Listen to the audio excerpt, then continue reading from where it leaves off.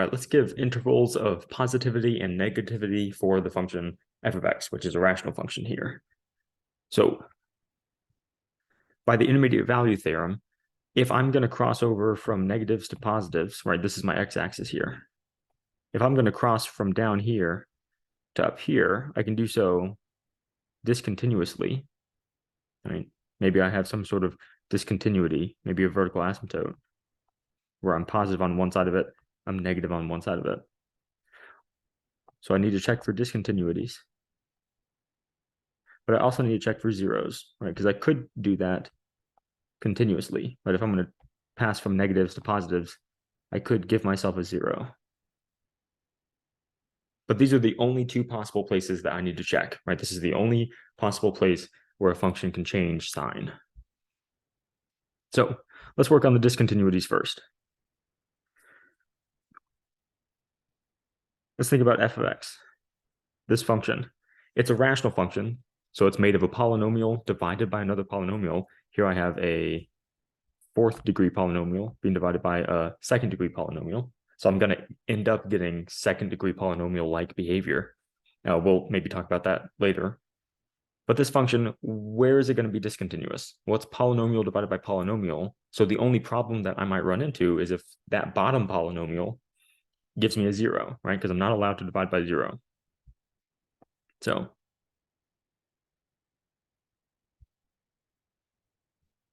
let's figure out where this bottom polynomial, 7x squared minus 35x minus 98, is going to give me a zero. Right, these are the only places where I'll be discontinuous. So everything has a 7 in there. Let's pull that out.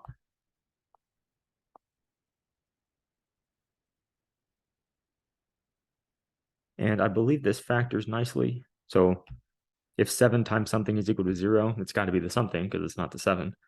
Where is x squared minus 5x minus 14 equal to 0? So I need two numbers to multiply to give me 14 and add to give me 5. A 2 and a 7 would work. Let's go down 7 and up 2. So the two x values that are not in my domain, minus 2 and positive 7. All right, so I need to check these. Let's think about the zeros. What's going to make my function equal to 0?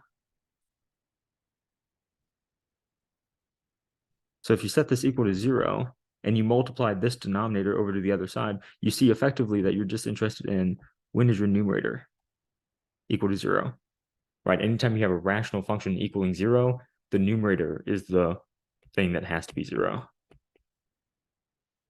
So let's set the polynomial in our numerator equal to 0. X squared plus 2x multiplied by x squared minus 4x minus 12. Now, thankfully, this is broken up into two quadratics. Right? If this was multiplied all together, I'd end up with x to the fourth plus something, which would be very hard to solve the zeros of that. But I can solve the zeros of two quadratics with the quadratic formula, for instance. But I think this is going to factor. I can pull an x out of the first term, and I have x plus 2 as the second factor. And the second quadratic, I believe, factors to give us down 6, up 2. All right, so the zeros of my rational function are at minus 2 with multiplicity 2, right? The factor x plus 2 occurs twice, 0, and positive 6. Okay, so these are the places that I need to check.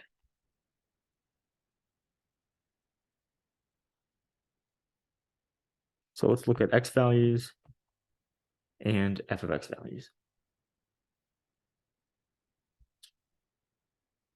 All right. Okay, so I need to look at x is equal to minus 2, x is equal to 0, x is equal to 6, and 7. These are the only possible places where my function changes sign. So I just need to look at test values. If I look at the test value of, oh, not -1, something to the left of -2. Let's look at -3. If I evaluate this function at -3, I get approximately 0.386, but I really don't care what I get. I just care that it's positive. If I evaluate this function at -1, then I get approximately -0.125, right? But again, I don't care that it's exactly -0.125. I care that it's negative there. Between 0 and 6, you can choose any test value. Let's make it easy. Let's pick 1. And if we plug 1 into this function, we get a positive. And between 6 and 7, let's pick 6.5. If we plug 6.5 into our function, we get a negative number. And for something larger than 7, let's pick 10. We get a positive. Okay, so we can actually give ourselves a pretty decent idea of what the graph looks like. 1, 2, 3, 4, 5, 6, 7, 8, 9, 10. 1, 2, 3, 4, 5, 6, 7, 8, 9, 10. 1, 2, 3, 4, 5. 1, 2, 3, 4, 5. Okay, so where did our discontinuities come from? Our discontinuities came from the zeros in our denominator. They occurred at -2 and at 7, except one of those zeros would cancel. Right, if we were to write down our function again, in factored form, it would be x plus 2, right? That 0 occurred twice. So x plus 2 squared times an x times an x minus 6. You have 7 times x minus 7 in our denominator.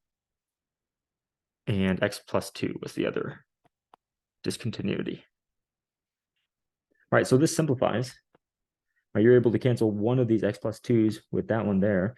Your numerator just has x plus 2 times x minus 6 over 7 times x minus 7. So let me move this.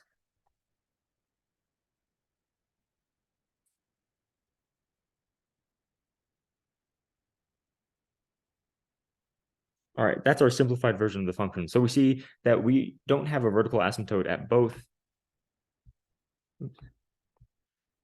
-2 and 7, even though that would make us divide by 0. One of those discontinuities was removable.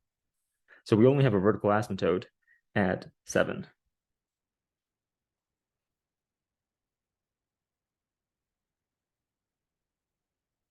All right, we have zeros at -2,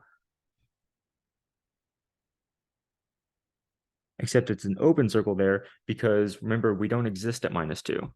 -2 would make me divide by 0. We have another 0 at 0 and another 0 at +6. Oops, that's not +6. This is +6. Okay. So if we think about graphing this function, we need a test value. In fact, we have a few test values. At -1, it's negative. So at -1, it's somewhere down here, which means that I'll pass through that 0, or I won't pass through it. My limit will be 0 as I approach -1, but the function does not exist there. And I'll continue off in that direction. We'll explain that here in a minute. I come up here.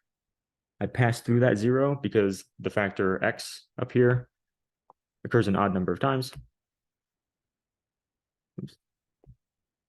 I'll then turn around, pass through this 0 because the factor x minus 6 occurs an odd number of times in my numerator.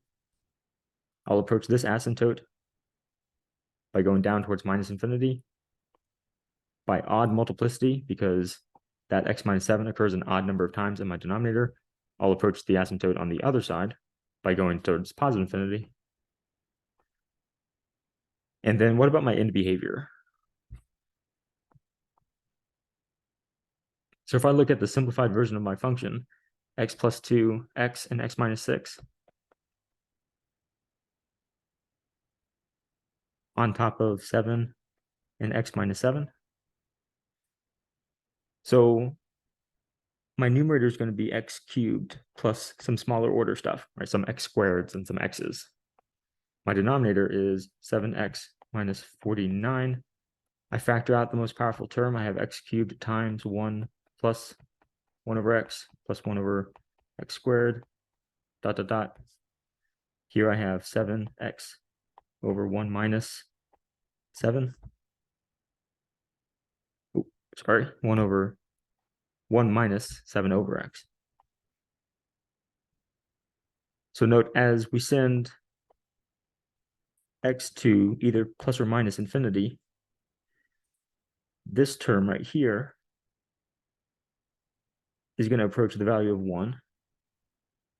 This term right here approaches the value of 1. So f of x for large values of x really just looks like x cubed over 7x or 1/7 x squared. Right? And we know what that looks like. It's the x squared function, but flattened, right? 1/7. It's going to look like this. Well, so that's what our end behavior needs to be. Right? Our end behavior looks like x squared or 1/7 x squared. But anyway, we did a little bit more work than we needed to. This is a sign chart of the function f of x, right here.